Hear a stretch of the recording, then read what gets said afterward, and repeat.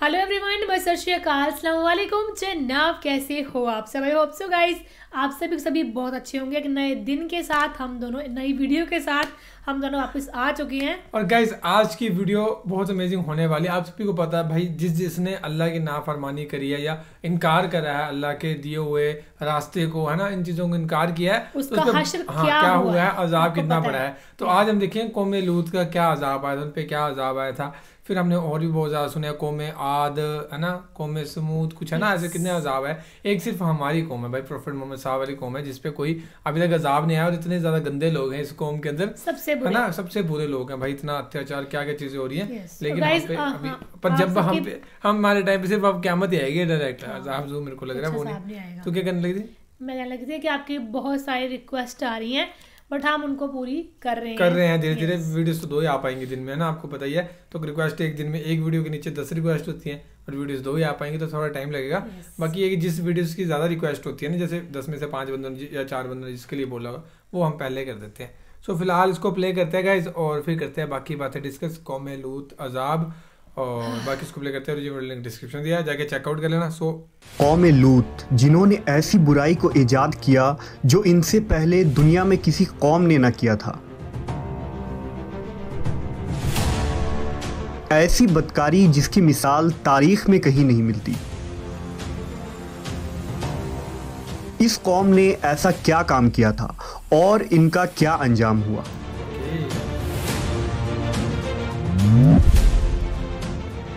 हज़रत लूत अलैहिस्सलाम अल्लाह के एक बरगुज़ीदा नबी थे।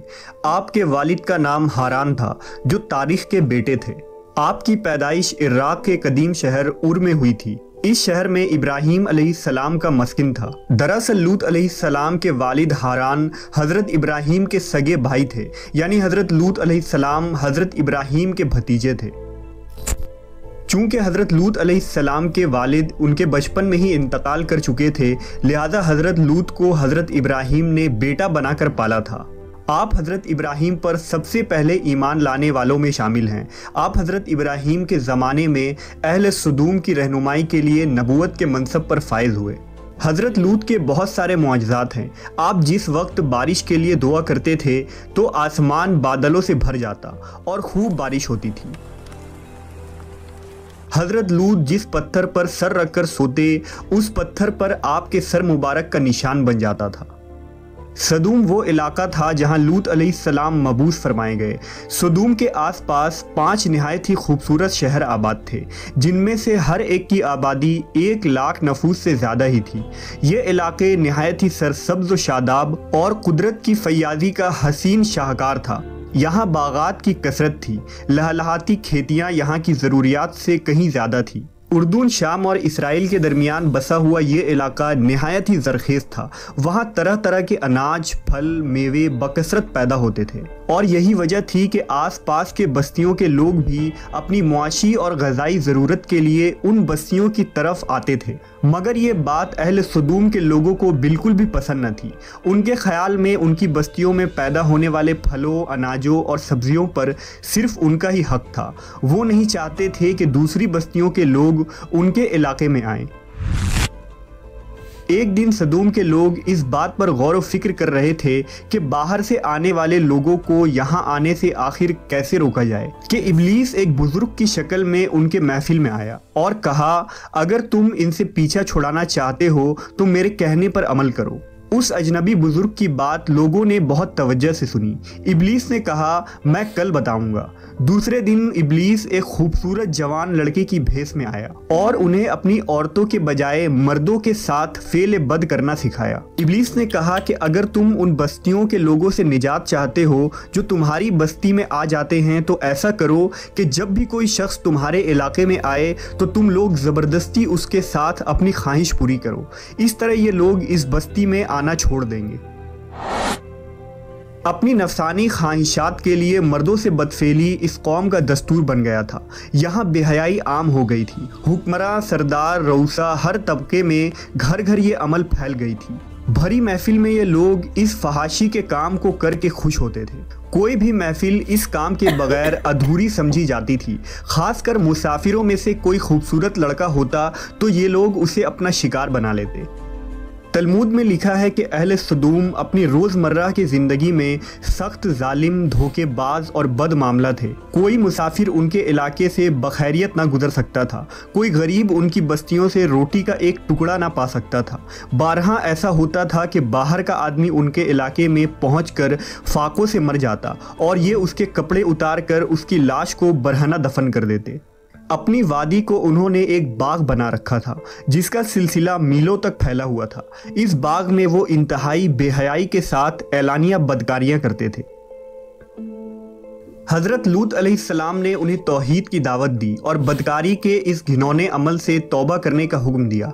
हज़रत लूत ने कहा, तुम बेहयाई क्यों करते हो? क्या तुम औरतों को छोड़कर लज्जत हासिल करने के लिए मर्द की तरफ माइल होते हो? हकीकत यह है कि तुम अहमक लोग हो। हज़रत लूत अहले सदूम को दिन रात वाज़ और नसीहत किया करते, लेकिन कौम पर इसका कोई असर ना हुआ, बल्कि वो बहुत फ़ख्रिया अंदाज में ये काम करते थे। उन्हें हज़रत लूत का समझाना भी बुरा लगता था, लिहाजा उन्होंने साफ साफ कह दिया कि अगर तुम हमें इसी तरह बुरा कहते रहे और हमारे कामों में मदाखलत करते रहे तो हम तुम्हें अपने शहर से निकाल देंगे। हज़रत लूत ने नसीहत और तबलीग का सिलसिला जारी रखा, लिहाजा एक दिन अहले सदूम ने खुद ही अज़ाब इलाही का मुतालबा कर दिया। अल्लाह ताला ने अब तक उनके इस बदतरीन फहाशी और बदकारी के बावजूद ढील दे रखी थी, लेकिन जब उन्होंने हज़रत लूत से एक दिन कहा कि अगर तुम सच्चे हो तो हम पर अज़ाब ले आओ, लिहाजा उन पर अज़ाब इलाही का फैसला हो गया। अल्लाह ने अपने ख़ास फरिश्तों को दुनिया की तरफ रवाना कर दिया। ये फरिश्ते दरअसल हज़रत जिब्राईल, मीकाईल और इसराफील अलैहिस्सलाम थे। फिर ये फरिश्ते हज़रत लूत अलैहिस्सलाम के घर तशरीफ़ ले आए। हज़रत लूत ने जब उन खूबसूरत नौउम्र लड़कों को देखा तो सख्त घबराहट और परेशानी में मुब्तला हो गए। उन्हें यह ख़तरा महसूस हुआ कि अगर उनके कौम के लोगों ने उन्हें देख लिया तो ना जाने वो उनके साथ क्या सलूक करेंगे। हज़रत लूत की बीवी का नाम वाइला था। उसने आप पर ईमान ना लाया था और वो दरअसल मुनाफिका थी, वो काफिरों के साथ थी। लिहाजा उसने जाकर अहले सदूम को ये खबर दे दी कि लूत के घर नौजवान लड़के मेहमान ठहरे हुए हैं। ये सुनकर बस्ती वाले दौड़ते हुए हज़रत लूत के घर पहुँचे। हज़रत लूत ने कहा, ए कौम, ये जो मेरी कौम की लड़कियां हैं ये तुम्हारे लिए जायज़ और पाक हैं। अल्लाह से डरो और मुझे मेरे मेहमानों के सामने रुसवा ना करो। क्या तुम में से कोई भी शाइस्ता आदमी नहीं? हज़रत लूत की बात सुनकर वो लोग बोले, तुम बखूबी वाकिफ़ हो कि हमें तुम्हारी बेटियों से कोई हाजत नहीं और जो हमारी असल चाहत है उससे तुम बखूबी वाकिफ़ हो। कौम लूत के इस बेशर्माना जवाब से अंदाज़ा लगाया जा सकता है कि वो फेल बद में किस हद तक मुब्तला हो चुके थे। जब हज़रत लूत अलैहिस्सलाम की कौम उनके घर की तरफ दौड़ती हुई आई तो हज़रत लूत ने घर के दरवाजे बंद कर दिए और उन नौजवानों को एक कमरे में छुपा दिया। उस बदकार लोगों ने आपके घर का घेराव किया हुआ था और उनमें से कुछ घर के दीवार पर भी चढ़ने की कोशिश कर रहे थे। हज़रत लूत अपने मेहमानों की इज्जत के ख्याल से बहुत ज़्यादा घबराए हुए थे। फरिश्ते ये सब मंजर देख रहे थे। जब उन्होंने हज़रत लूत अलैहिस्सलाम की बेबसी और परेशानी का ये आलम देखा तो हकीकत से पर्दा उठाते हुए यूं फरमाया, ए लूत, हम तुम्हारे रब के भेजे हुए फरिश्ते हैं। ये लोग हरगिज़ तुम तक नहीं पहुंच सकेंगे। अभी कुछ रात बाकी है तो अपने घर वालों को लेकर चल दो और तुम में से कोई शख्स पीछे मुड़कर ना देखे। अहले सदूम हज़रत लूत के घर का दरवाज़ा तोड़ने पर बज़िद थे, लिहाजा हज़रत जिब्राईल अलैहिस्सलाम ने घर से बाहर निकलकर अपने पर का एक कोना उन्हें मारा, जिससे उन सब की आंखों के ढेले बाहर निकल आए और बसारत ज़ायल हो गई। ये ख़ास अजाब उन लोगों को पहुंचा जो हज़रत लूत के पास बदनीयती से आए थे। हज़रत लूत अलैहिस्सलाम हकीकत हाल जानकर मुतमईन हो गए और अपने घर वालों के साथ रात ही को निकल खड़े हुए। बीवी भी उनके साथ थी, लेकिन कुछ दूर जाकर वो वापस अपने कौम की तरफ पलट गई और कौम के साथ जहन्नम रसीद हो गई। सुबह का आगाज़ हुआ तो अल्लाह के हुक्म से हज़रत जिब्राईल ने बस्ती को अपने पर से उखाड़ दिया और फिर अपने बाजू पर रखकर आसमान पर चढ़ गए। यहाँ तक कि आसमान वालों ने बस्ती के कुत्ते के भौंकने और मुर्गों के बोलने की आवाज़ें सुनी। फिर उस बस्ती को ज़मीन पर दे मारा, जिसके बाद उन पर पत्थरों की बारिश हुई। हर पत्थर पर मरने वालों का नाम लिखा हुआ था। जब ये पत्थर उनको लगते तो सर पाश पाश हो जाते। सुबह सवेरे शुरू होने वाला ये अजाब इशराक तक पूरी बस्ती को नेस्त नाबूद कर चुका था। कौम लूत की उन खूबसूरत बस्तियों को अल्लाह ने एक इंतहाई बदबूदार और सयाह झील में तब्दील कर दिया, जिसके पानी से रहती दुनिया तक कोई फ़ायदा नहीं उठाया जा सकता। समुंदर के इस ख़ास हिस्से में कोई जानदार, मछली, मेढक वगैरह ज़िंदा नहीं रह सकते, इसलिए इसे डेड सी यानी बहरे मुर्दार कहा जाता है, जो इसराइल और उर्दून के दरमियान वाक़ है। माहरीन आसार ने 10 सालों की तहकीक और जुस्तजू के बाद उस तबाहशुदा शहर को दरियाफ्त किया था। तहकीकात से पता चला था कि उस शहर में जिंदगी बिल्कुल ख़त्म हो चुकी है। इस शहर के रास्ते और खंडरात को देखकर आर्कियोलॉजिस्ट ने यह अंदाज़ा लगाया कि जब यह शहर तबाह हुआ तो उस वक्त लोग रोज़मर्रा के मामूलात के कामों में मशगूल थे और यहाँ जिंदगी अचानक ख़त्म हो गई थी।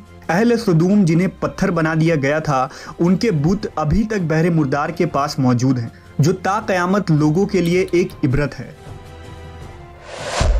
आज यूरोपीय ममालिक में इंसानी आज़ादी के नाम पर इस बदकारी की इजाज़त दी जाती है और इस फहश अमल को फ़ख्र समझा जाता है, मगर हकीकत ये है कि हमजिन्स परस्ती बिल्कुल फितरत के ख़िलाफ़ है, जिससे इंसानी मुआशरा तबाह और बर्बाद हो जाता है।